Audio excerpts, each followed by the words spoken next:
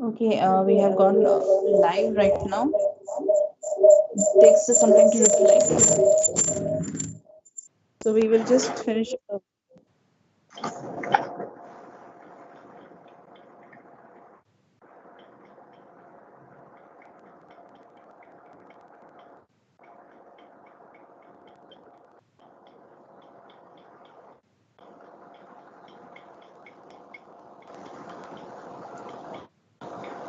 Hello, sir.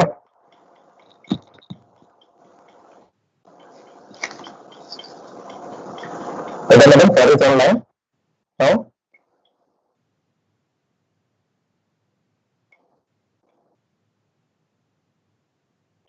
No, sir. Can you participants?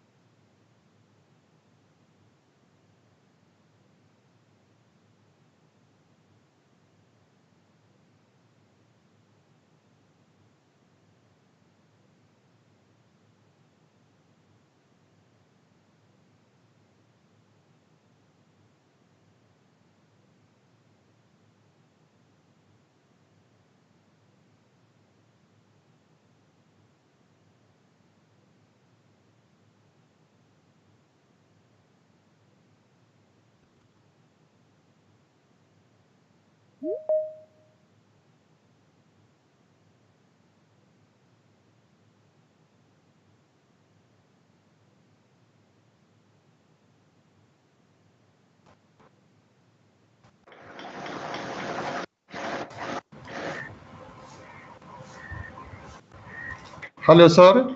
Your Hello. video, sir. Can you, sir? Can Am you I open the video? audible now, sir? Can you open the video, sir? Video is the problem, sir. Camera is not having some issue is there. Okay. Camera, of course, I am trying to put it on, but it is not able to. That's why now it is coming up, I believe. Is it okay?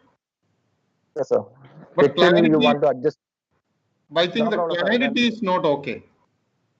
Is it okay? Your Clarity is okay?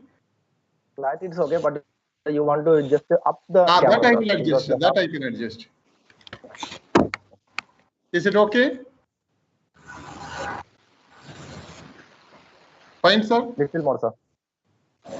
Not now.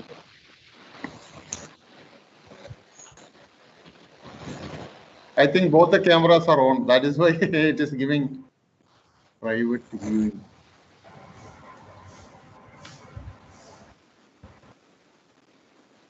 Okay, sir. Your network is okay, no, sir? Network is okay. Network, there is no issue. Shall I start, sir? You can start then. Okay, a warm good morning to one and all. Ek Bharat program aims to enhance and promote social understanding between people of different states and union territories of India. The idea of sustained and structured cultural connect between people of different regions was noted by Prime Minister Sri Narendra Modi during the Bharat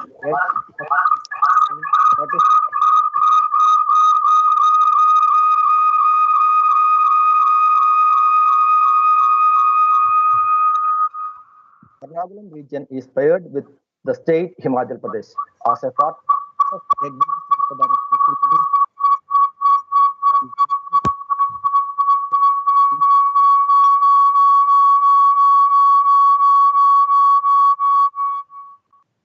Gina TV to officially inaugurate the webinar and introduce our resource.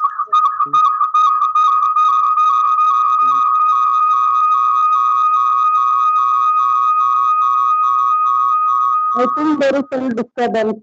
If you can all keep your audio yourself muted, then it will be clear to you, I think. Okay, thank you, sir.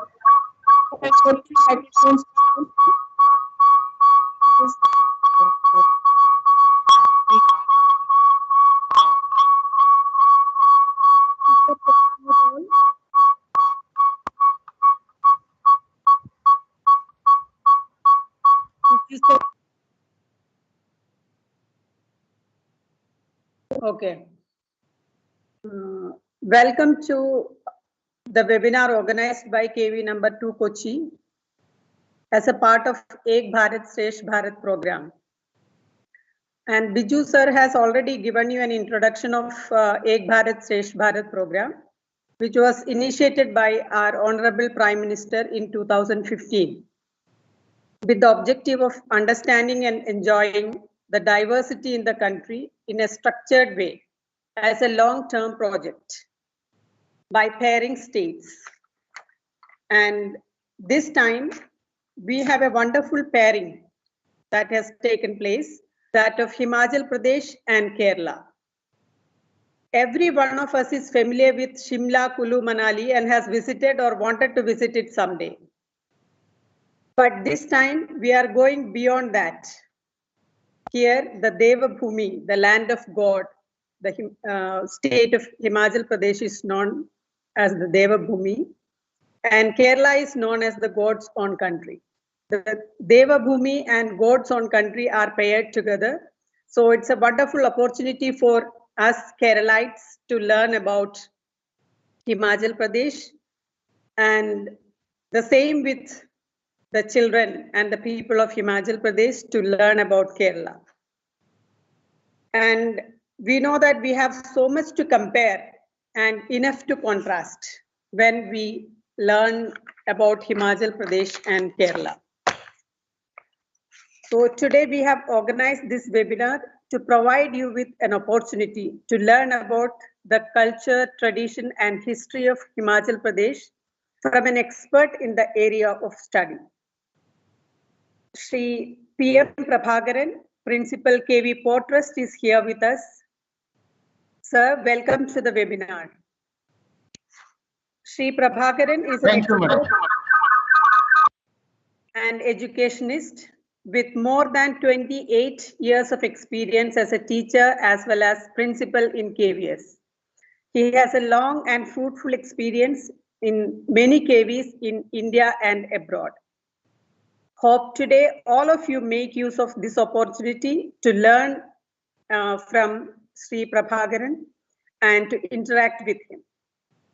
So I welcome Prabhakaran sir to take over, and I welcome all of you here, the students and staff. Welcome to all of you. Sir, I think you can take over now. Okay, thank you, ma'am. Prabhakaran sir. Thank you, madam, and thank you to all of you. You know, I'm very much delighted to see all of you, to have an interaction in the morning.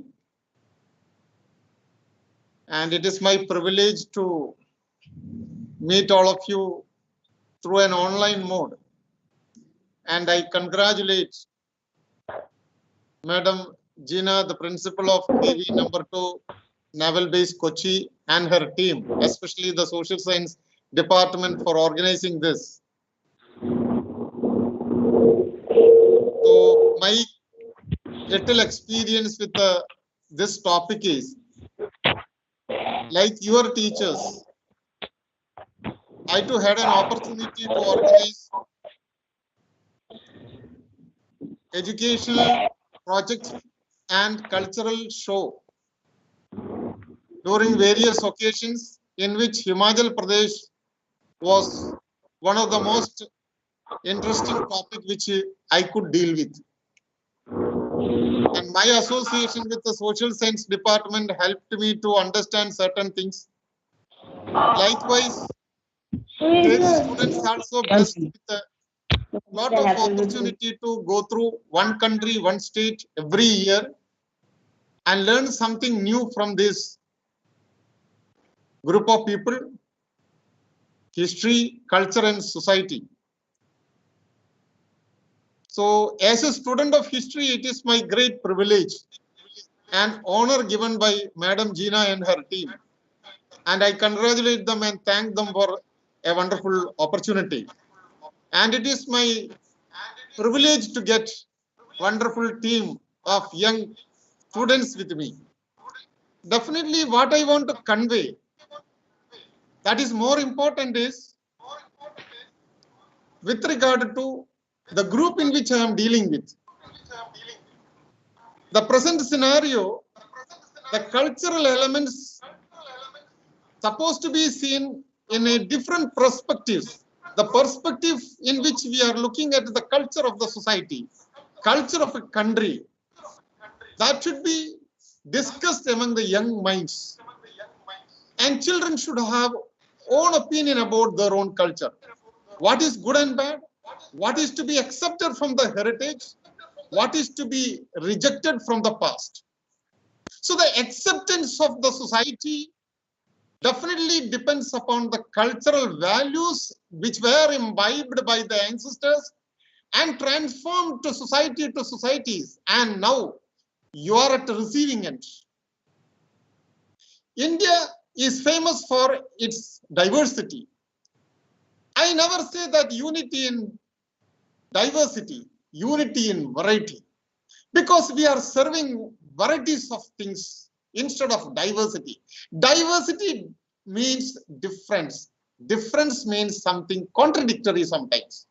But I would like to put it in a different way. That is, varieties are served in Indian cultural scenario.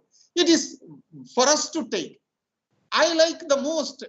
It is my question. It is my taste. I want to. That is again depends upon myself.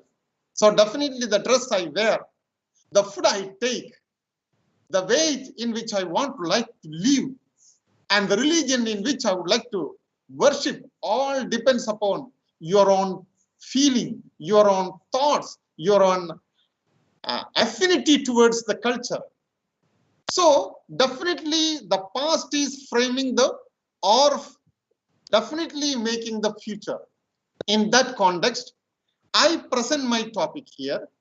That is Himachal Pradesh in nutshell, the cultural values, geographical importance, and the political and historical situation in which Himachal Pradesh could come up in this level.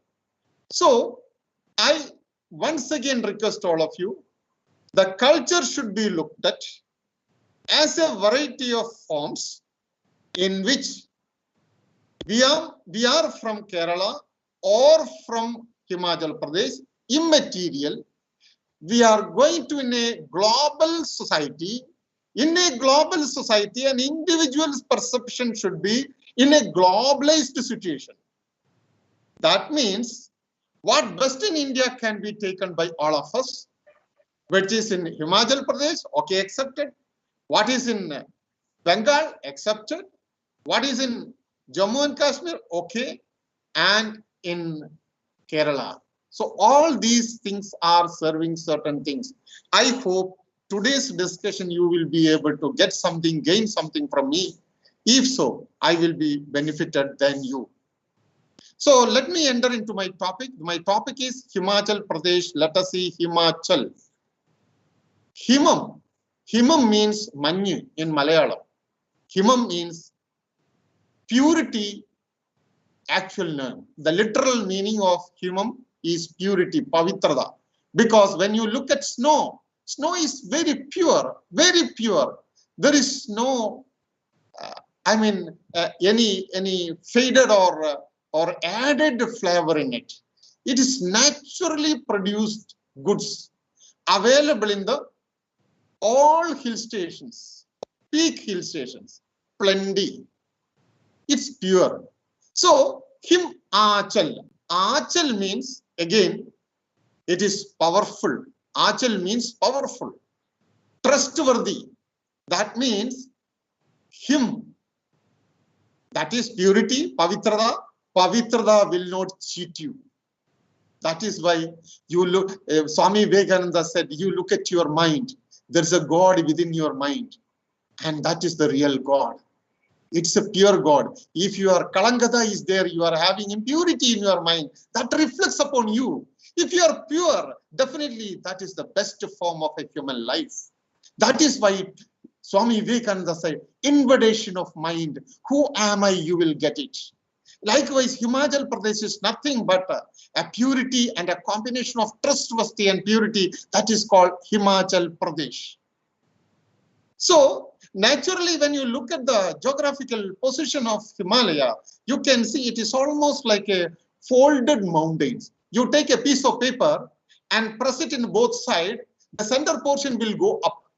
Then you will get a shape. That is called folded mountains.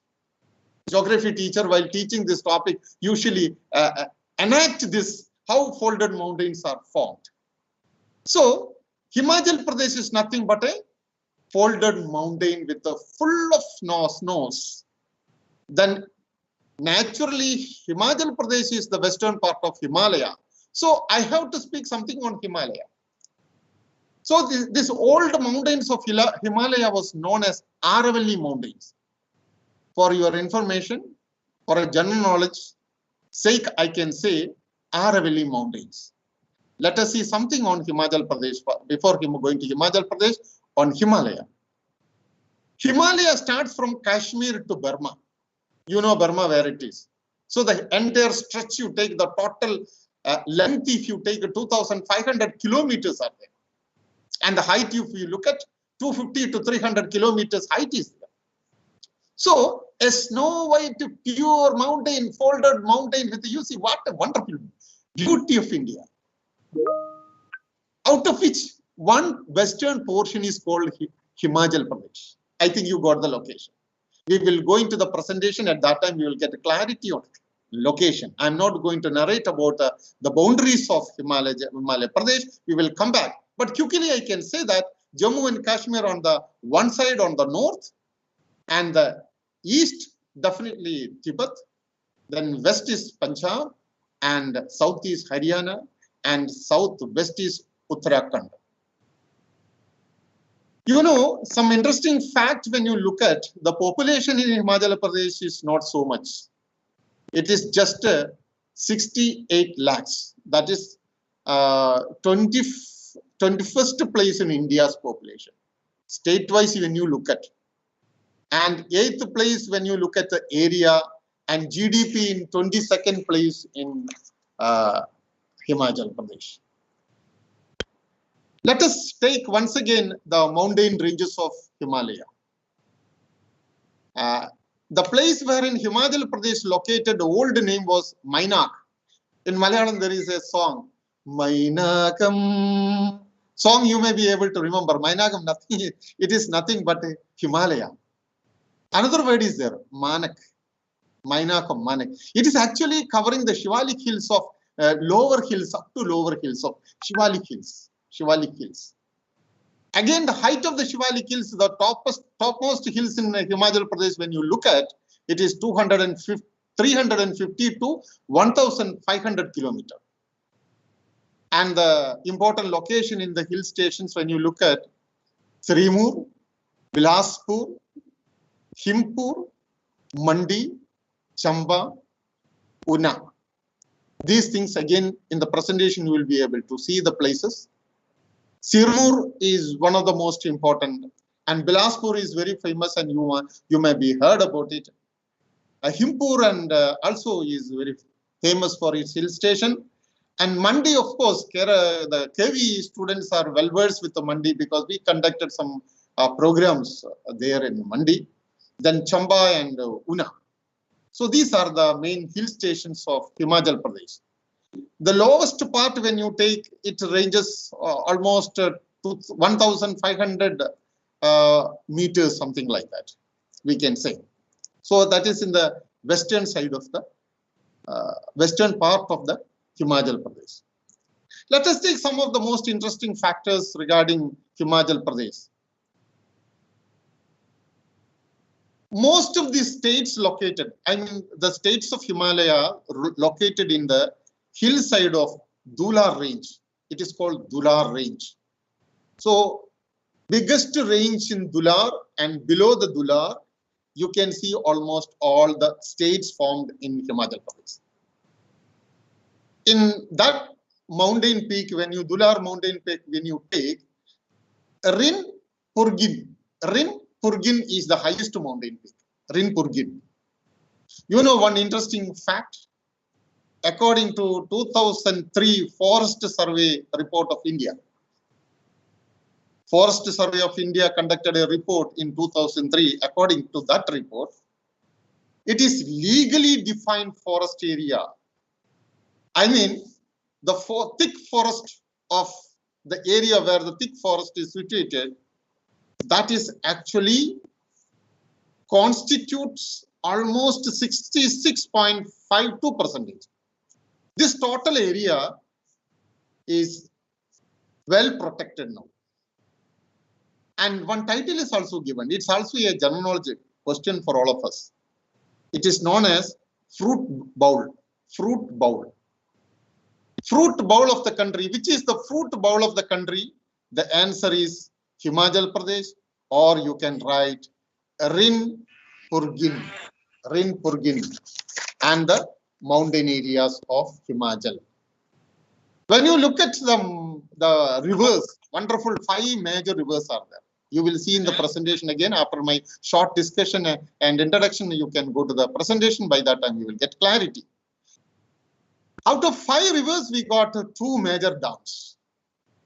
Bakra Dam, it is a very famous dam, well versed, well known. It is famous for its concrete gravity. Concrete gravity. It is actually in Satluj River in Bilaspur. The place called Bilaspur. You might have studied in the lower classes while studying geography. The benefit of this dam is, this dam forms a wonderful reservoir, water reservoir. It is called Govind Sagar Reservoir. It is again a general knowledge question. Govind Sagar Reservoir. It is actually produced by Bakra Dam. Bakra Dam. Again, Bakra Dam is famous for concrete gravity. Then another dam is Pong Dam. It is also known as Beams Dam. Beams Dam. This lake created a wonderful sagar. The sagar is called Mahendra Pratap Sagar. Again, it's a general knowledge question. Mahendra Pratap Sagar. So 2 water reservoirs you should remember. That is Bilaspur, one in Bilaspur, other one is Mahendra Pratap Sagar. A renowned bird sanctuary is also situated here. So general knowledge questions, most of the questions we neglect in nowadays. It is not correct on our side. So my request to all of you, my students, please see that if you can learn something, concrete facts. Facts are always permanent. When you say something about the culture of India, the dress habit, food habits, it may vary from society to society, people to people. But facts are facts. Facts will not change. It will be more appropriate to remember facts. So I request all of you, whenever you look at history, you look at culture, you look at society, the most important thing is facts should be learned properly. So let us take a few more general facts. For example, Kerala is, Madam made one wonderful comments that is God's own country. It's a right, correct. That word now I don't want to repeat it because Madam is already stated. In continuation with that, I would like to take another comparison. The comparison is actually the corruption level when you look at. The present scenario, when you look at the culture of the people, corruption is an accepted form of social scenario or system. Or in the general values, corruption is also an added value or added advantage. If a person is without corruption, he is a question mark. Why he is not involved in corruption? Which world he is living? I mean to say that the values of the society, when we are imbibing, one of the most important value which we have to take it from Himachal Pradesh is most and wonderful human beings, pure human beings, not corrupted like Kerala. When you take the statistics, 2017, India corruption study conducted in all over the India, the least corruption state one along with Kerala, Himachal Pradesh. And another thing is, nowadays, we are all worried about the security and safety of women.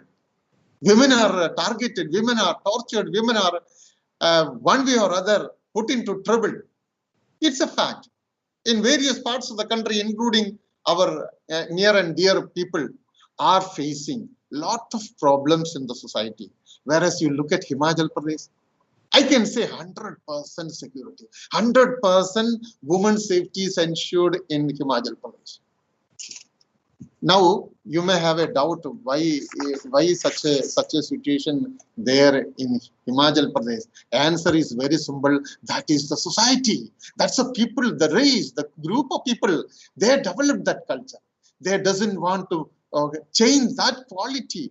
That means they are imbibing the good qualities of society. That is why I told, when you look at the culture, when you look at the society, you should take the best of the society. There you can see majority people in Himachal Pradesh are tribes. Most of them are tribes. The word, when you listen the word tribes, immediately one thing will come to our mind. That is, oh, tribes may be uncultured, uncivilized, barbaric people. They may not be this much cultured when we compare our lifestyle. Maybe, I don't know. But I can only assure you one thing. If you happen to go to any jungle and happen to meet any tribal people, if you disturb them, they will disturb you. Other way, they will not disturb.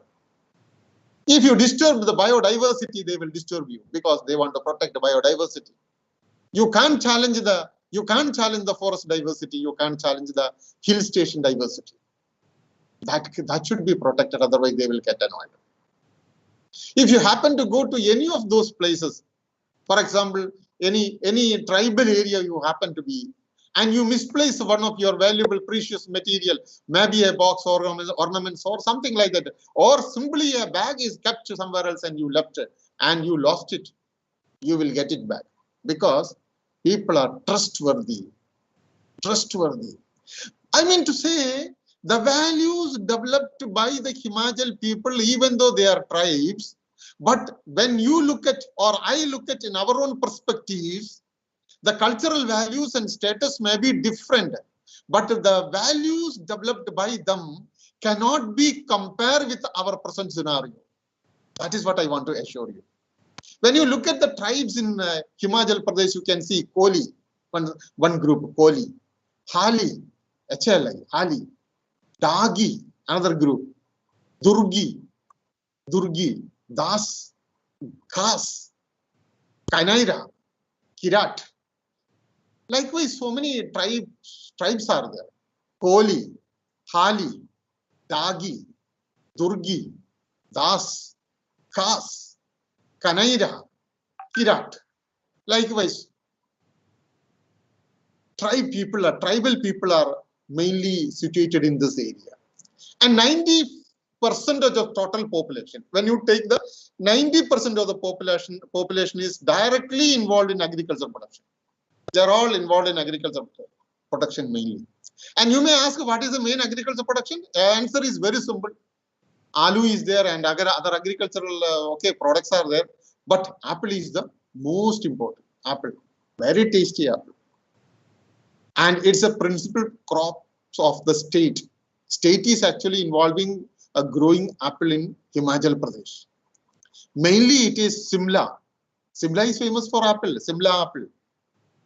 Kinnur, Kullu, Mandi, Chamba. So these 5 districts are serving wonderful apple gardens. I don't know whether you got a chance to enter in any apple garden. I got a chance a few occasions when I was in Arunachal Pradesh. You know, plucking of apple itself is a joy, a wonderful experience. You'll enjoy it. And seeing that is a different thing. That is anyway, no comparison. So when you look at the apple plants, you know, so beautiful, and that's, you have to see that the background scenario. I mean the hill station scenario with the apple tree. Oh, so beautiful. And instead of eating more apple, you will enjoy that. I'm sure about it. Anyway, I would like to tell only one important fact, that the famous and the most important crops of the Himachal Pradesh is apple cultivation, and state of Himachal Pradesh growing principally this apple as a state products, and is Shimla, Kinnur, Kullu, Mandi, Chamba. These are the districts in which you can get apple, most of the apple from there on. Now look at the another two more facts, then we will go to the PPT. You know, if you want to go there, anyway, as a tourist, Madam told we would like to, or you may, definitely you may make it a point. That is why we are conducting this session. When you go there, you will get a domestic airport, definitely. There are 3 domestic airports, Kangra Airport, Kullu Airport, and Shimla. Shimla is well known to all of you, but I will add 2 more, that is Kangra and Kullu. One more most important point I would like to share with you, that is UNESCO declared World Heritage Site in 2014. The place called, the location, now it is called Great Himalayan National Park. We will be seeing that also, the national park, but now you remember that Great Himalayan National Park, that is actually UNESCO's World Heritage Site. These interesting facts, along with that railway line in 2008, Kalka to Simla, 2008, Kalka to Simla, one railway line was opened. And you know, this World Heritage Site, if you want to enjoy, you have to get into that train. Of course, I didn't get a chance. I am also one among you, those who did not get a chance. But I have seen from the textbooks of history and the other material available in the online mode. So it shows that the World Heritage Site can be seen through a train trip. And another important thing, when you remember Simla, immediately one word, one historical facts come to us, Simla Agreement. I think all of you are able to remember Simla Agreement. I'm sure about it. Because India-Pakistan, we had a tough war in 1970. 1971, India defeated Pakistan. The main reason for this war was Bangladesh Liberation War. It was called Bangladesh Liberation War. Bangladesh people, that is eastern part of Pakistan. In short form, we call it East Pakistan. East Pakistan and West Pakistan. West Pakistan only, later it is Jammu and Kashmir area. No, we can't say Jammu and Kashmir apart from Jammu and Kashmir. So when you look at this Bangladesh Liberation War in 1971, after the defeat of Pakistan, there was a peace conference, peace meet was conducted at Simla. That is why the agreement between Pakistan and India is called Simla Agreement. Accordingly, Pakistan decided to accept Bangladesh as an independent country, and the war came to an end. The peace treaty was executed, terms and conditions were involved in that. So, my dear students, these are the general features of this topic. Now, I think we will move on to some presentation. Some presentation. Yes, please. Please. Sir, one question about that one, because Himachal Pradesh is known as the Devbhumi, and have any relation between tribal culture and this Devbhumi? Tribal culture and Devbhumi, of course. I thought of showing you one video in this regard. Okay. There is a video available with me. Durga, God Durga, they worship a lot. Okay, sir. And tribal god, naturally, we have to take it for granted that tribal worship system is not an organized religious worship system. It is actually a form of worshipping based on the natural forces. So, wherever they see a beautiful place, even wherever they see a beautiful place, they will worship that place. I will tell you an example. If 5 among us go for a journey, I mean for a trip, let us take an hiking. When you travel in a hill station, each location you will identify, oh, this place is looking very smart. Why can't we sit for some times here? That means there is an attraction of nature for certain things. I mean, which attracts you depends upon you, but there is an attraction. Likewise, Himachal Pradesh got natural attraction, that is God made, or the superpower made it like that to attract people. Naturally, the traditional belief starts along with that. Traditionally, the tribal people started worshipping that. Later only, the names of different god and goddesses have come. That I don't want to mention here. I am just answering Sar's question is that people started worshipping the entire Himachal Pradesh because it's got its own value. I mean, the geographical value, the structural value, then attraction towards each and every location. And beyond that, beyond everything, the snow made the people to afraid about the calamities also. There are many occasions the tribal people had a tough time with the snow and the bad weather. So, like you go look into the seashore area. Seashore area, we worship Kadal. I mean sea. Why? The reason is most of the people main agriculture is, or sorry, main profession, main occupation is fishing. So they have to go to fishing inside the sea. That is why rules and regulation or certain norms, cultural norms set by the people of the seashore area. Likewise, you take the hill station. Hill station is always dangerous. Anytime heavy snowfall may come and occur different type of calamities. So, same way, they have to survive. So, naturally, the worship towards the system of geography and geographical situation also. Sir, I think, is it okay? Anything more would you like to? No, sir. This is a query from the students. So, thank you. I will convey for you. Thank you. Please keep on adding me such things. Now, let me take a few things first. I am to a presentation now. Are you able to see a presentation now? Yes, sir. Yes. Yes, sir. Yes, sir. Yes, sir. Is it visible? You can see the structure, the construction style of the people there. Under the in a valley also, you see, the other side rocks are very powerful. So it will protect them. So valley side only maximum constructions takes place. Let us look at Himachal Pradesh, where it locates. Northwest of India. Tibet is the last, I told you.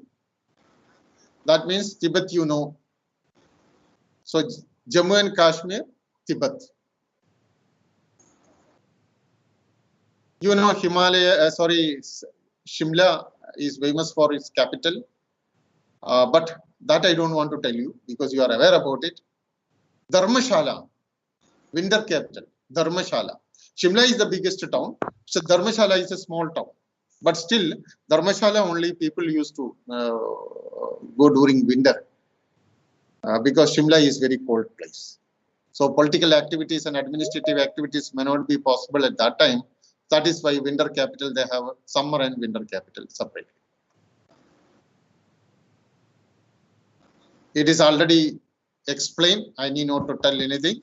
Just now we had a discussion on that. Land of gods. 17, the largest state in the country. That also we have seen. Just to have a look. Just to remember what I told you just now. Another important thing. Himachal Pradesh, the name Himachal Pradesh was not there earlier. So don't search in the history textbooks Himachal Pradesh. Himachal Pradesh is actually a latest version. Actually, till 1971, the history of Himachal Pradesh was not a part of separate history for their own state, but it's part of Indian history. So there is no separate history till 1971 for Himachal Pradesh. Historians have made some history textbooks based on the general history. And you know that 1947, when India got independence, by that time only the British government told Indian Rajas can take own decision. Indian Rajas can take own decision. So naturally, Indian Rajas will take their own decision. So Himachal Pradesh, the Raja of Himachal Pradesh also decided not to join Indian Union first, but later Sardar Vallabhbhai Patel discussed the matter with him, then finally accepted it. So that is why in 1950 it was a union territory. I mean, till 1950, Himachal Pradesh was just a princely state. Princely state means the Rajas ruled for British. Territories comes under Indian Rajas or ruled for British. You know very well, but I am again explaining. So it became a union territory in 1950. So you remember that 1947, after the independence, Sardar Vallabhbhai Patel definitely took a leading role in bringing Himachal Pradesh territory to Indian Union, and naturally it became an Indian part of Indian Union. But 18th state was formed in India on 25th January 1971 under Himachal Pradesh State Act. Then only state Himachal Pradesh was. So it is actually birth date of Himachal Pradesh. Till that time you can't see Himachal Pradesh like that. Himachal Pradesh place was given Acharya Divagar Dutt Sharma. Name of the person, Acharya Divagar Dutt Sharma. He was a Sanskrit scholar. He published a magazine called Vishwa Bharati. A magazine published by him was a Vishwa Bharati. He only gave the name Himachal Pradesh. You know, another thing, 1905, when country was facing a lot of chaos against the British, the British and that partition of Bengal struggle was going on. By that time, country faced most important I can't say destruction. had a great destruction in Jammu and Kashmir in 1905. That you know very well that many occasions this ice melted and flowed and disturbed the roots of its river as well as the life pattern. So that is one of the most important challenging problem which you know normally Himachal people face. Now you can see the boundaries. As I told, East Tibet, South Haryana and Uttar Pradesh, South West Punjab, North Jammu and Kashmir. So you look at these boundaries, the history of Himachal Pradesh also associated with these states. That means Punjabis are there. So naturally Sikh religion also will be there. Jammu and Kashmir, Islam is there. So the influence of Islam also is there. Buddhism, of course, almost all the hill stations was covered by Buddhism and Jainism, though no question doesn't arise whether there is a Buddhist or Jainist. Persians also came, Persians also settled. You know one thing, they gave due respect to Alexander even. I mean to say that when you look at the history of Himachal Pradesh, the history is shared by all these states. So whatever history you learn about Indian history, part of Indian history, that history is a part of Himachal Pradesh. So let us look at another aspects of Himachal Pradesh, the political condition. At present, 12 districts are there. Legislative Assembly, 68. Lok Sabha, 4 seats. Rajya Sabha, 3 seats. You can see, for your general knowledge, you can see Jairam Thakur is the Chief Minister of HP and Governor Bandura Dattreya since 2019. Then Chief Justice of High Court, Justice Lingappa Narayanasamy. These are the general knowledge questions. If you are interested, you can make a note of it. It is a good habit again to maintain. Look at the districts. These are the districts.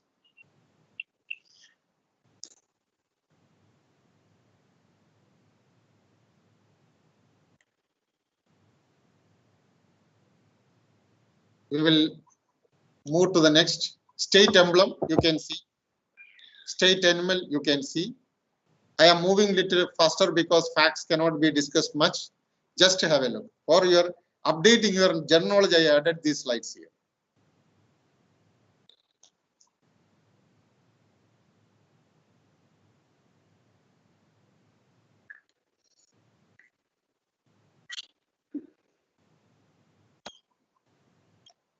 Sir, I think the slides are not moving at all. Maybe some issue from my side. I don't know about others' experience.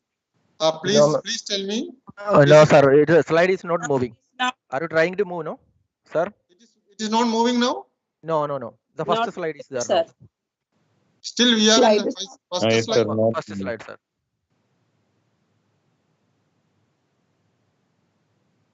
Oh, sorry. I was showing the slides and is it okay now? Please No, try it to is move, sir. Sir, please try to move. Then only we can understand. Now the first slide, Himachal Pradesh, first slide only we can see here. Oh, but whereas I am moving all this, I am changing all these things. Okay, now it is okay. It's moving. It's moving. Okay. So I now will move. do one thing. I will not go with the full presentation. I will go with like this. Oh, sorry. Have a look. Whatever I told you can just have a look. That's enough.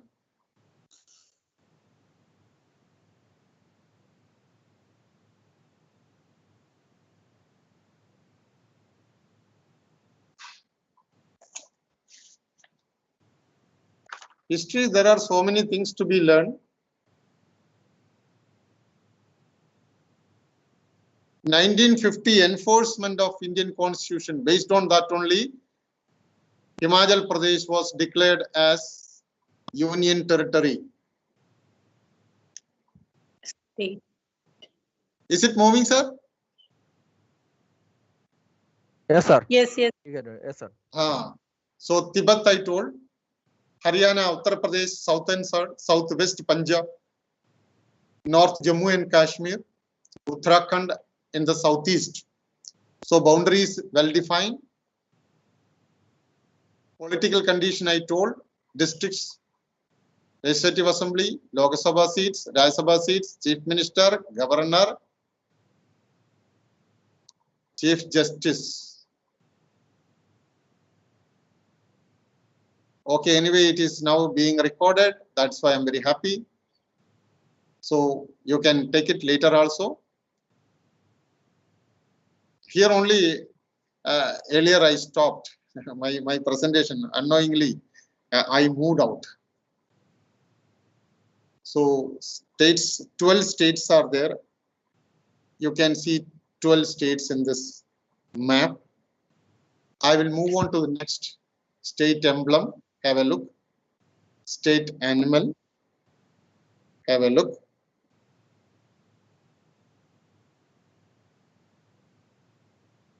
State flower, state bird.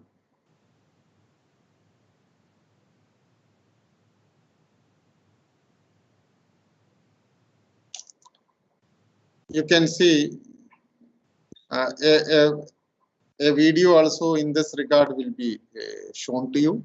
So now I am not going to explain about the hill station vegetation. This is again for a general information, area, population, literacy. You look at the literacy rate, 80.82%, even though most of them are tribal people, you see the literacy rate. And again, female literacy rate, you see, look at 75.93. It is very enterprising.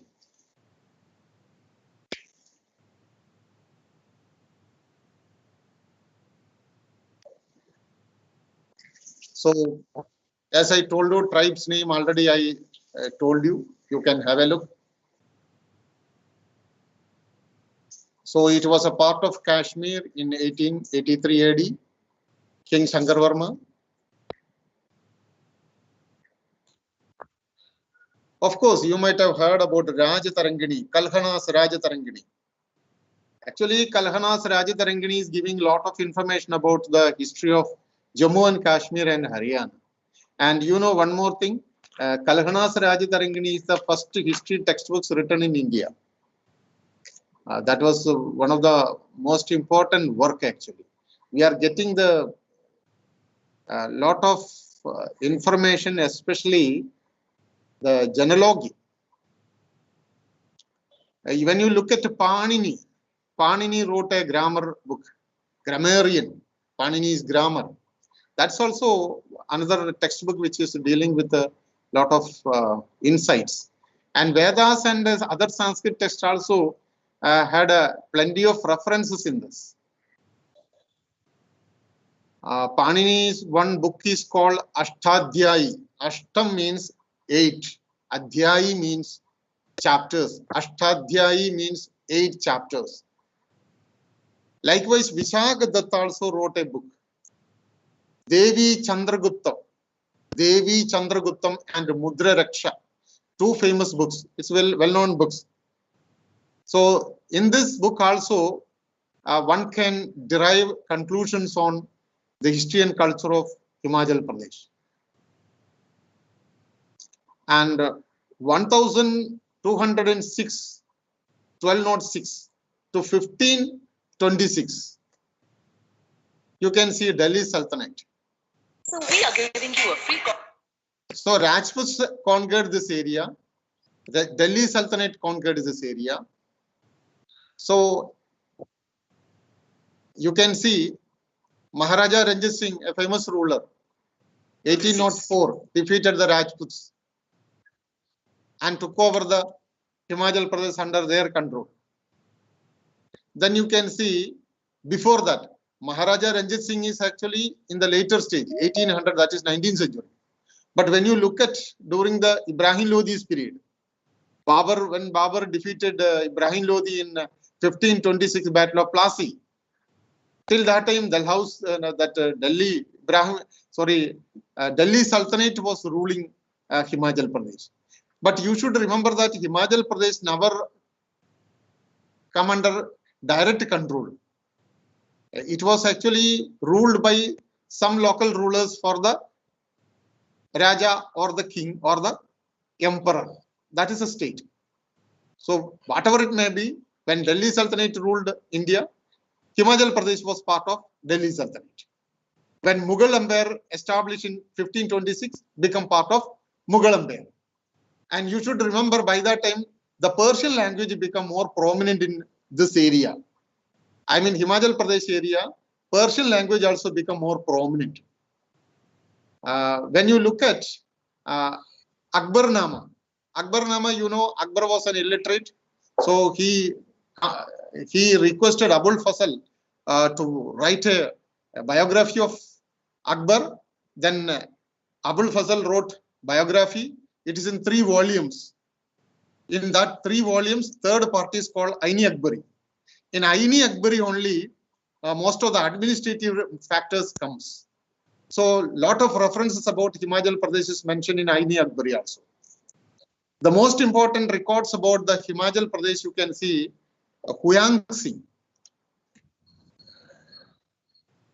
You can see this all later edition. Huyang Singh also wrote history of Himachal Pradesh 1630 to 1643. 1643. He visited India and he wrote about the lifestyles of people. And lot of references about Himachal Pradesh is mentioned there. But the present slide which you are seeing says that Gurkhas of Nepal took over Himachal Pradesh. And British conducted a war with Nepal. And British confiscated or conquered Himachal Pradesh again. So for a short period of time, Gurkhas had a control. Of course, from the border area, so many invasions were there. That I don't want to make it a point now. These are the short history. So role of Vardhabai Patel I told. You can remember one important point, 15th April 1948 as a Chief Commissioner's Province. The title was given like that, Chief Commissioner's Province. 1950 as a Union Territory. In 1948, when Sardar Vallabhbhai Patel had a discussion with the Raja, then only Raja Veerabhadra Singh agreed to become part of Indian Union. But the title was given Chief Commissioner's Province. For Kerala Piravi, November 1st we say. Same way, another similarity. 1st November 1956, Himachal Pradesh became a union territory. That was the one birth. Second birth 1971. That's already discussed. So hence I don't want to repeat it again. Now if you look at the national parks of India, we will do one thing. You have just have a look. I will explain later after seeing a video.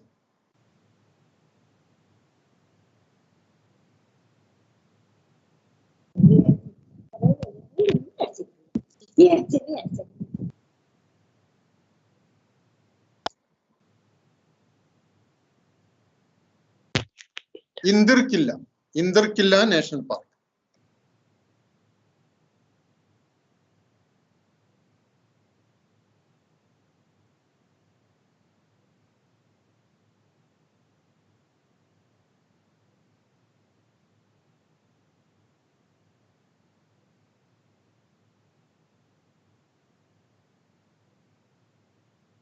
Before going to the rivers of Himachal Pradesh,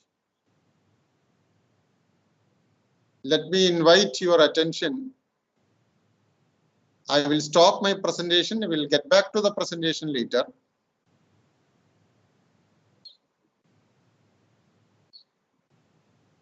Are you able to see the presentation or it is now queued? Is it available? No, sir.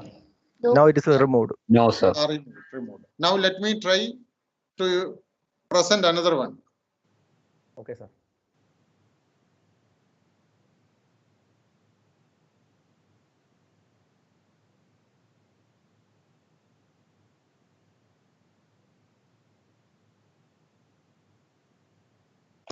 So in the PowerPoint presentation, we have stopped regarding 5 rivers only we are supposed to discuss, and national park already I have shown you. Little more discussion on that also, one presentation one I wanted to give. But remember, my dear friends, we have 5 rivers in Himachal Pradesh, major 5 rivers. These 5 rivers are Chenab River. Chenab River is also mentioned in Vedas. Most of the Himalayan rivers are mentioned in Vedas. Let me try to insert. In the meantime, we will continue with our my discussion. So, Chenab River is mentioned Askini, as Askini in Vedas. Chenab name you can't see in Vedas. We will get Askini. A-S-I-K-N-I, Askini. So it originates from Baralacha Pass. Baralacha. It originates from Baralacha Pass, and it is giving almost 1,200 kilometers length. Another river is Yamuna River. Yamuna River.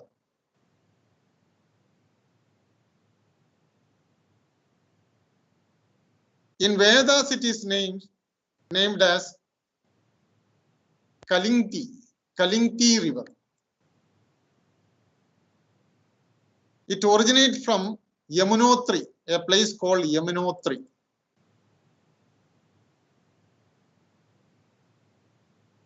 It is in Kilen Mountain, Uttarakashi, near Uttarakashi. It comes, location is near Uttarakashi. There are tributaries for this. Let me also, I am also trying for presentation. I don't know. The one insert is not going. Some trouble it is showing. Let me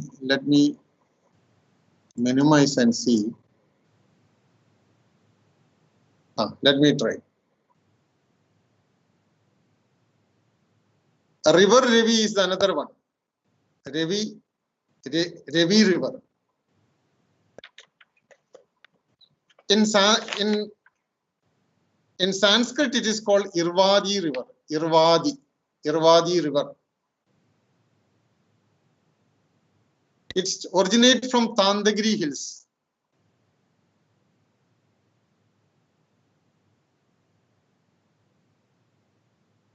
Tandagiri and one more Dulandar Mountain. Dulandar Mountain is also a famous mountain.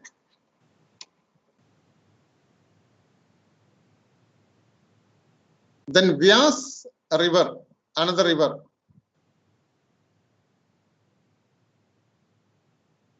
Himachal Pradesh.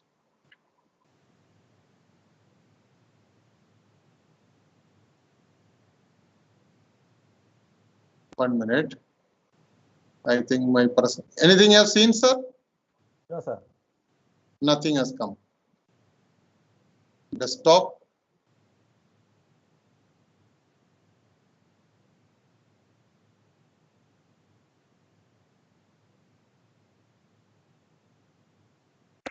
Sorry, even though I am trying, but anyway, Vyas River is another river.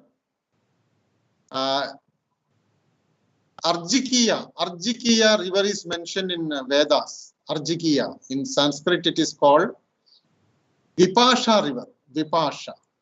In Sanskrit, it is called Vipasha. I am taking all these things into consideration. Once again, let me try. By this time, I am supposed to get. Another river is Satluj River. Shutri. Shutri in Vedic textbooks. Chandra in Sanskrit, it's called Chandra.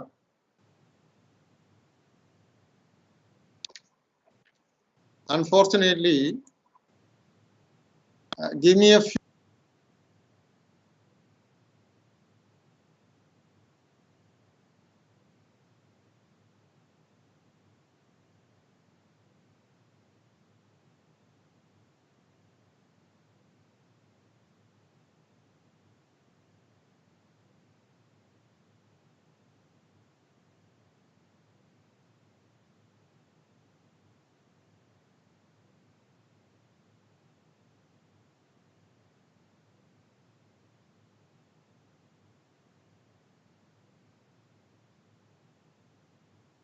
Sir, your voice. Sir, your voice is muted. Sir, any presentation is coming? Oh, yes, sir. There's a flag. Right. National flag. Okay. National flag is there. No.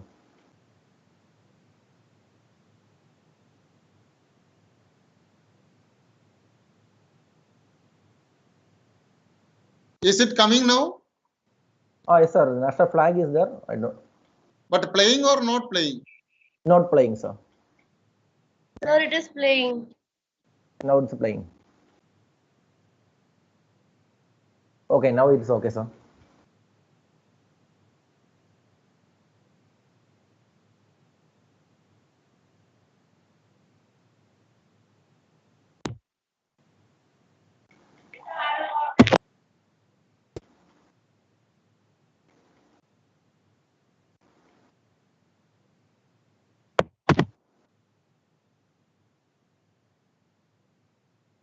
Sir, audio is not supporting.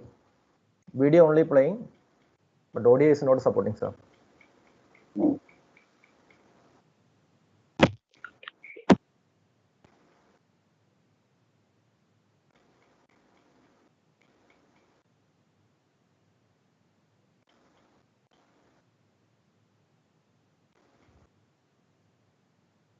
Sir, sir.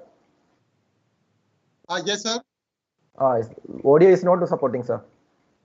Video is here. Audio കേൾക്കുന്നില്ല. ഇല്ല. It's not here. But here audio full volume. Let me check, sir. Okay.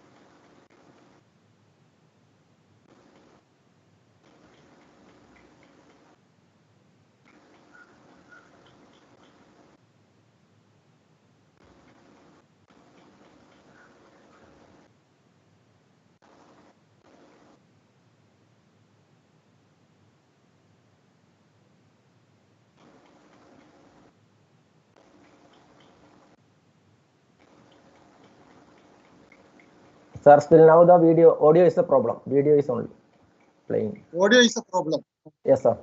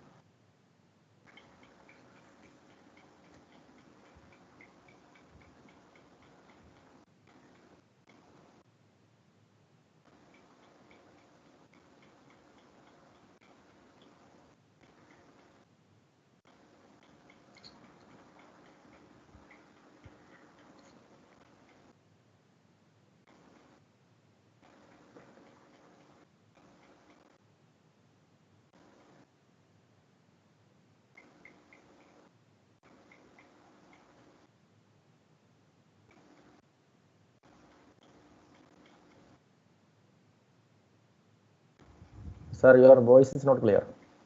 I think so. You are saying something.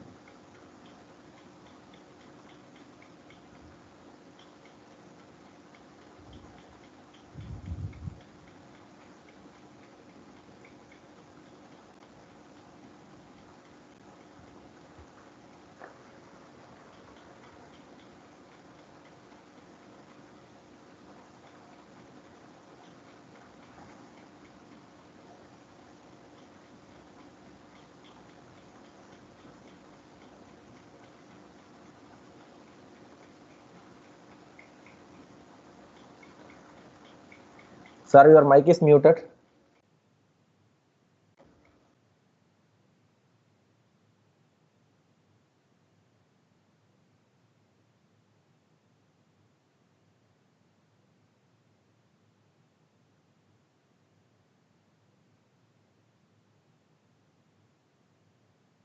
Sir, your mic is muted. Provider, sir. Yes, sir. Your mic is muted now. Okay.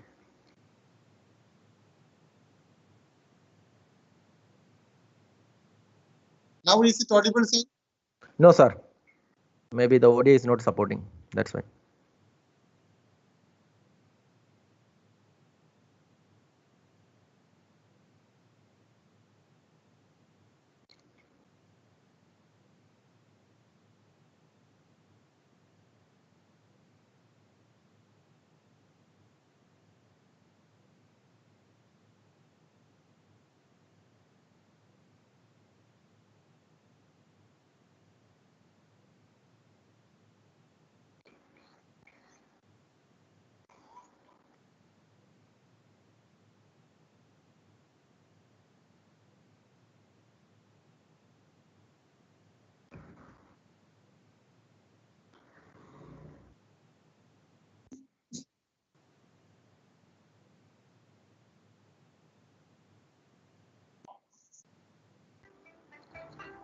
Hello. Yes, sir. It's audible now. Audible. Presentation time, it is not coming up. Am I right? Yes, sir. Audio is not coming and video is Audio there. is not coming. Okay. Okay. I don't know what happened then. Back to, now the presentation is seen. Yes, Yes, sir. sir. Yes, sir. So we have discussed these 5 main rivers. So you can see the map. Chenab, Yamuna, Ravi, Vyas, and Satluj.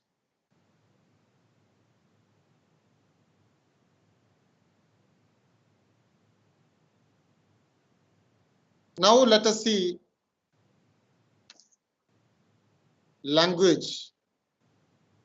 So Hindi, Punjabi.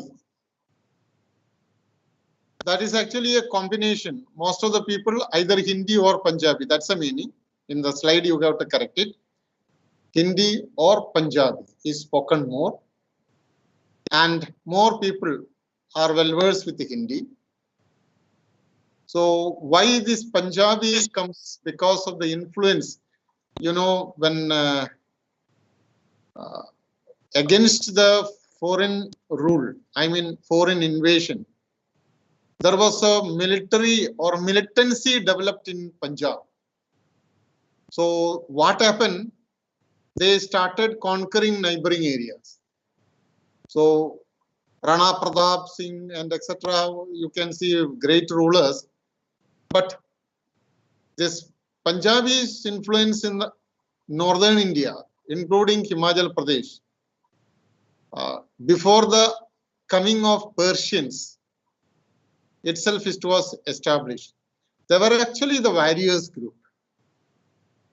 So naturally that influence comes here. Hindi because of Uttarakhand, Uttaranchal, and Uttar Pradesh also is very nearby. That's the reason why Hindi influence was more. Local dialects are also there. That's also mentioned here.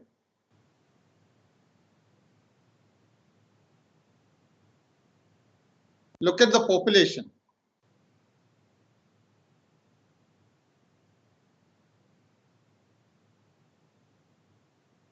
Literacy rate we discussed.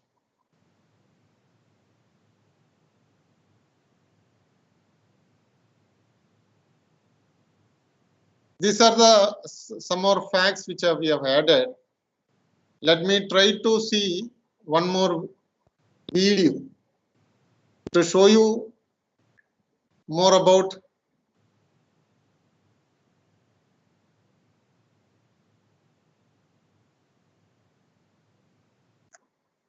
great Himalayan nation.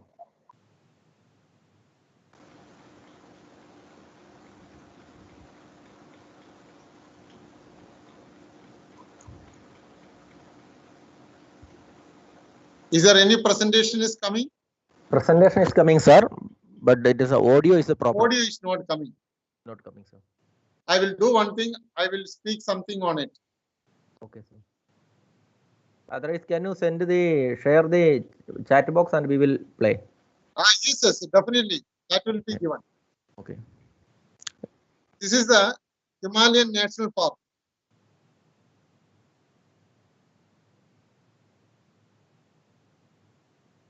The Western Himalayan forest area.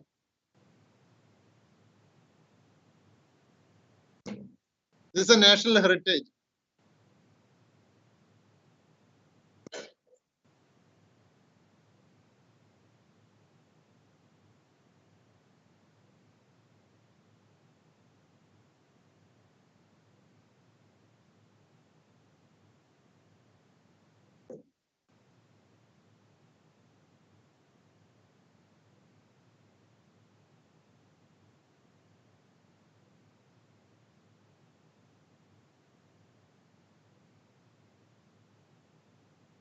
Here the water is very pure and the quality is very nice.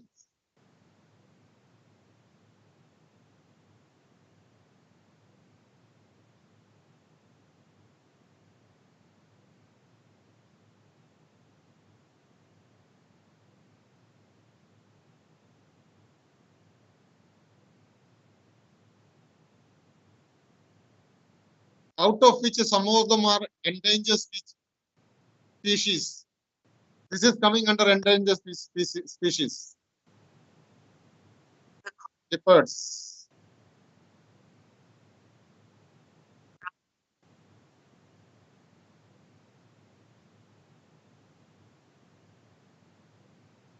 Red fox.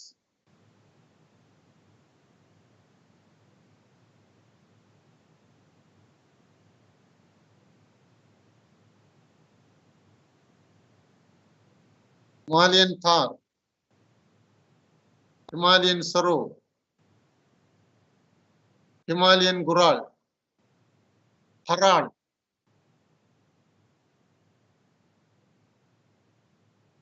Masked deer. It is an endangered group.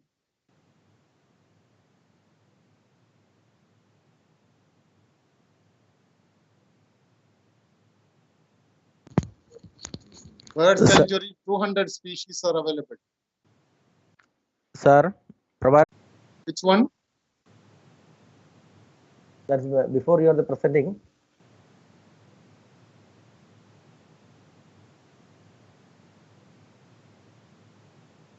Okay.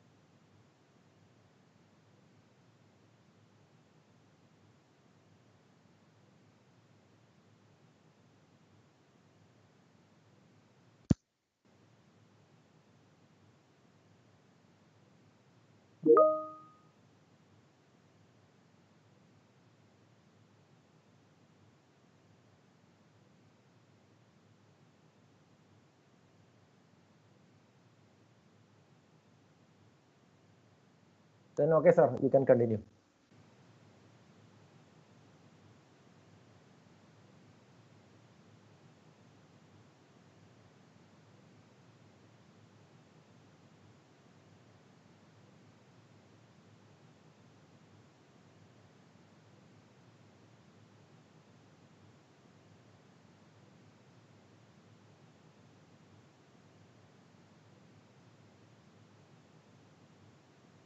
Hello. Hello. Yes, sir. Audible, audible. Madam. Yes, sir. Rajesh, sir. Now I have posted the link there. Okay, sir. That will be sufficient. The last link again leads to the total cultural values we can see. Okay. And with that, cultural part also can be covered. Okay, sir. Okay, sir. So anything more to discuss, please, because it is now 12:21. Due to some audio clippings, proper insert, I might have failed in presenting correctly. I'm sorry for that.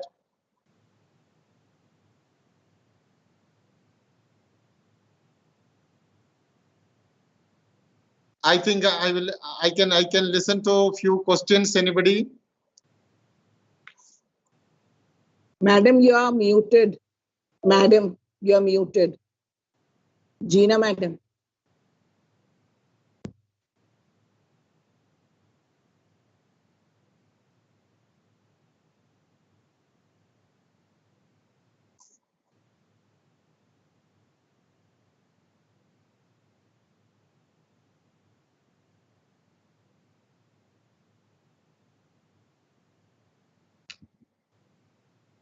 Hello, any question? Any question is posted, sir?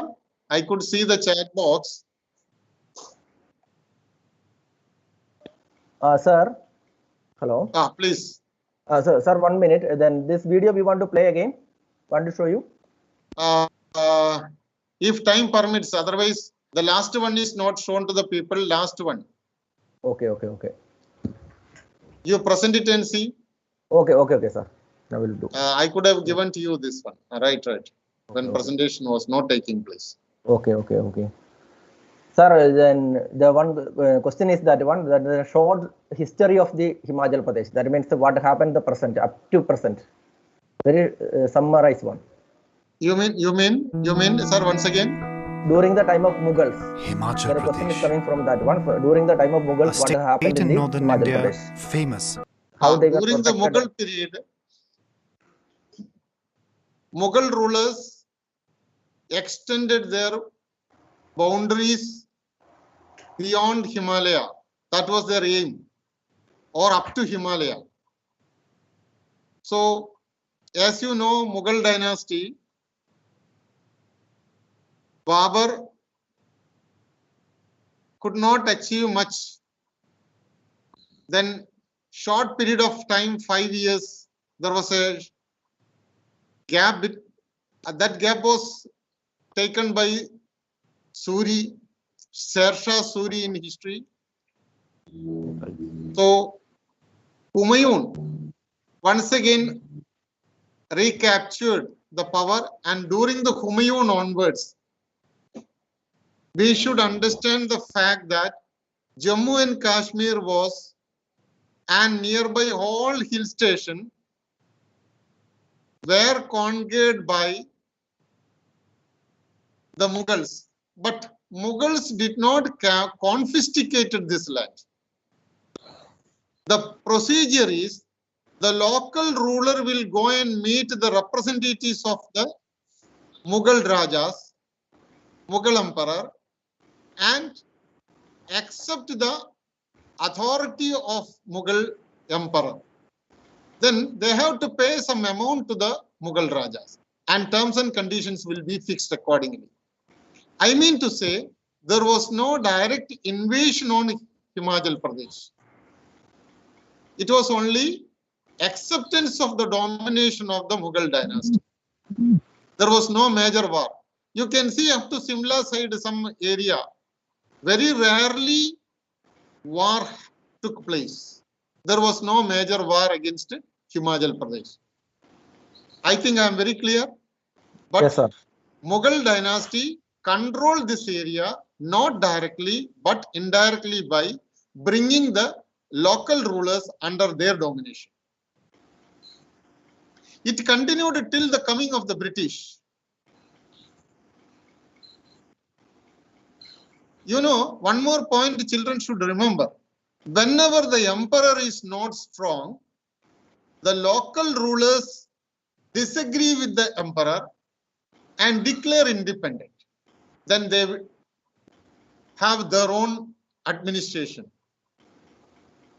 So whenever Mughal rulers conquered, it happened. For example, Marathas. When Marathas become, Shivaji was very powerful in Maratha area. The Mughal rulers could not concentrate on this area. They totally neglected that part. An example I will tell you, Aurangzeb. Aurangzeb tried his level best to conquer. No doubt about it, he conquered. Only Aurangzeb could make it a powerful attack against Himachal Pradesh and brought Himachal Pradesh under the control. But after Aurangzeb, again there was no powerful ruler. Immediately his period, it was declared independent again. Okay, this continued until the coming of British. British captured this area. And why British captured this area? Because the aim of the British was to capture the border area and hill stations and to utilize all the resources for their colonial purpose. Not only that, through Burma, they want to continue their colonial invasion against China. Because to conquer China, all the European powers were trying. At that time, if other European power happened to attack Indian border, then it is a problem for British. That is why British made all these borders under their supervision, and war with the Tibet, they captured the Tibet and put under control. But you should also understand that Tibet and other areas were not directly under the control of British. They again compromised with the local rulers in order to protect the boundaries. That is what happened. But Himachal Pradesh was a direct control of British. I mean, under princely state, not direct Indian Union. Thank you. Okay, sir. The one more question is there. Any cultural mix with the Punjabis and the Kashmiris with the Himachali tribal people? Yes, exactly. A cultural transition happens because the political invasion. As I told you, when Buddhism and Jainism spread in the northern side, it had an impact on worship system. That worship system easily adaptable for the tribal people. That is why they accepted Buddhist culture very quickly. Hinayanam, Mahayanam, these two streams developed. That also had an impact on that side. Later stage only, after the, sometimes only, Hinduism once again revived in other part of, northern part of India. Again, its impact went to Himachal Pradesh. So what happened? Ramayana, Mahabharata and Vedic culture once again reinstated in this area. Up to around 8th century AD, this culture continued. Up to 8th century AD, the Hindu culture had a prominence along with Buddhism and Jainism. But in the meantime, to meet the challenges of the foreign invasion, you can see the Sikh states formed, the formation of Sikhism. Naturally, one side Sikh people were there in Himachal Pradesh. So whenever Sikh rulers extended their boundaries to Himachal Pradesh, naturally, Sikh religion also had its impact. So the Sikh culture gradually moved into this area. Another point which I would like to mention here is, again, Buddhism and Sikhism, there is no much difference. It was easily adaptable thing. It was easily acceptable for the local people. So gradually, it become, as we say, Indonesian, the Himachalis could accept those culture. That is why we can see number of Buddhist people in that area is more on almost all the hilly area. If I take a little more statistics in this regard, especially the Hindu religion, total Hindu religion is more there, whereas Muslim population also comparatively, but not that much. When you compare Jammu and Kashmir, it is not so. For example, total Muslim population even now,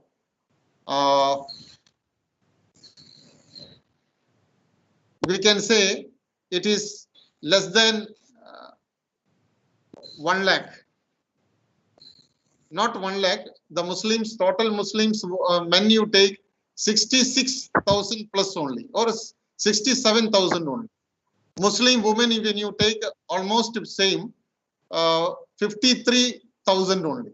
That much only Muslim population. That means Jammu and Kashmir could not make much advancement in this side. Whereas Buddhist population, when you take, it is 76,000. And Buddhist men you take, that is again 40,000, and women 37,000. Sikhism is 72,000 plus. And Sikh men are 40,000 and Sikh women are around 35,000. Whereas the Christian population in this area is comparatively very less. It comes around 7,000 only. Christian men and women put together 7,000 to 8,000 only it comes. There is a Jain population also that comes around less than 2,000. These are the statistics when you look at the religious condition. Thank you. Next.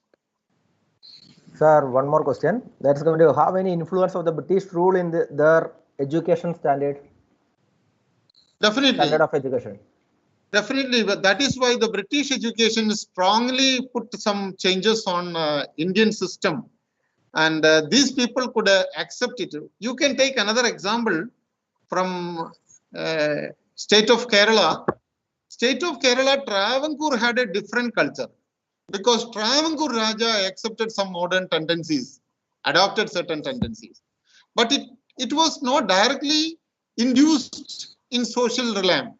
It was not directly imposed on the people of Kerala, but it was imbibed through certain elements, through Rajas and through educated class. So there was no opposition against education system in Kerala. When you compare with Himachal Pradesh, the education system, British people never trying to put into the heads of the people, that is imposing their religious or imposing their sentiments or culture upon them. You know one thing, Christian missionaries played the vital role. We call it in the early period of the anthological studies, Christian missionaries were supported by the British administration. Whereas regarding Himachal Pradesh, missionary work was not so strong. That is why the Western education was not implemented as quickly in other regions. So it was very late. What happened? The Rajas and the rulers of the state continued with their traditional form by accepting the modern form, implementing them along with the existing indigenous education system. That is what happened in Himachal Pradesh. Okay, participant, any other doubts, please send to me the chat box message. Any doubts you have, and we can ask the sir.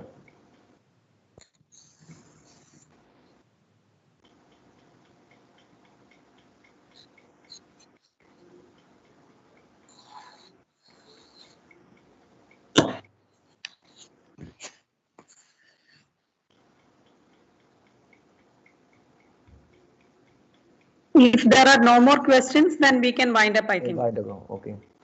Okay. Thank you, madam. Okay, thank you, sir. Rajesh, sir. Okay. Well coordinated. It's a sir, 1 minute. First trial. Oh, please, sir. Okay, 1 minute, sir. And before that one, I wanted to call the Asha madam, PGT English, to officially give into the thanks. And Asha madam, please. Thank you, sir. Biju sir, am I audible? Yes, madam. Yes, please yes, open please. the video. Please open the video. Thank you so much, sir. Most respected Mr. P.M. Prabhakaran, Principal, KV Port Trust, Mrs. Gina TV, Principal KV number 2 Kochi, Mr. Santosh Chaudhary, Vice Principal KV2 Kochi, dear colleagues and beloved students. I'm extremely happy to be part of this webinar today and being able to listen to such a brilliant talk by a seasoned educationist like Sir. The way he has narrated the history of Dev Bhumi, dating back to the times of Vedas, and it ranges from the Mughal period and then to the British era and spreads to different periods. And of course, the unique topography of the land, the people and their culture, and the myriads of endangered species, because it's a uh, unique place. The place itself is very unique. And it was like a guided tour to all of us. And we are truly grateful to you, sir. And you have inspired us so much so that we are waiting for the COVID times to end and we can visit the place, because LTC is also, we are not able to take that right now, but we are so much motivated through your speech that we will, the next thing that we do after the COVID times is visiting this place. Such a brilliant talk. So we are really grateful to you that you have found time for us and you have prepared this so well that we have got so much of information about the Himachal Pradesh, his Devabhumi, and on behalf of the entire KV2 family, I thank you, sir. And I also thank our principal, madam, our beloved madam, for arranging such a wonderful session for us and inviting Prabhakaran sir for us. Thank you so much, madam. And VP sir also, I thank VP sir also for making all the arrangements. So also Biju sir, PGT Economics, and also Lata madam for giving us all the technical support. Apart from the audio problem in between, we didn't have any such technical glitches. Thank you so much to all of you. And of course, all my colleagues for permitting the students also, because in class 12th and 10th, they're conducting extra classes during this time, but still, including the science section, all the students have attended this session. Thanks to all our for having the patience to attend the session and asking so many doubts. Thank you once again to all of you and sir also. And we hope that such sessions in future will also be conducted. And we would definitely invite Prabhakaran sir, please come and of course enlighten us with such brilliant talks in future also. Thank you so much. Thanks to all of you. Thank you, madam. Thank you very much. Am I put my remarks? Yes, Yes, sir. sir. Please. Now, actually, it is only a sharing. We are all working together. And my special thanks to Gina madam and team for thinking in such a way that why can't we have a program like this webinar on what is exactly supposed to be happen in KV. So as a social science teacher, it is my privilege and bounded duty to share. And I have to congratulate my team for my team I call, because social science activities, I take it always my team. That's why I take my team have taken a lot of care and sharing and made this program. I'm very much thankful to all of you, the team, and Gina madam for giving me an opportunity and to think about it. And even in my life, it is a first time experience that talking about a state or a particular section of people. Whereas in history, we talk so too much, but micro level going to the state and speaking, I'm not that much expert. But still, whatever I could gather, I could. But what is the problem which I have to express to you? Yesterday only, I returned from Chennai and I am in quarantine. Since I am at home, my access to my system and this thing fully not equipped. I am sorry that I could not finish my presentation timely and effectively, but I know that I had a plan B. Even if something happened, I am having a plan B with all my records, all my supporting documents, so I can interact with the people. That confidence only I sat here. But you made it a point that everything went on very well. I am thankful to all of you. I am very much thankful to all the children who spared their valuable time. Thank you, children. Thank you, madam, and thank you, teachers and vice principal. Okay, thank you, sir. Thank you, sir. Great. Thank you, So sir. much. Thank you, sir. Thank you, sir. Thank you, sir. Okay, then bye-bye. May I take a leave? Okay, thank you, sir. Okay, sir. Thank you. Bye. Thank you, sir. Bye, Thank you, children. sir.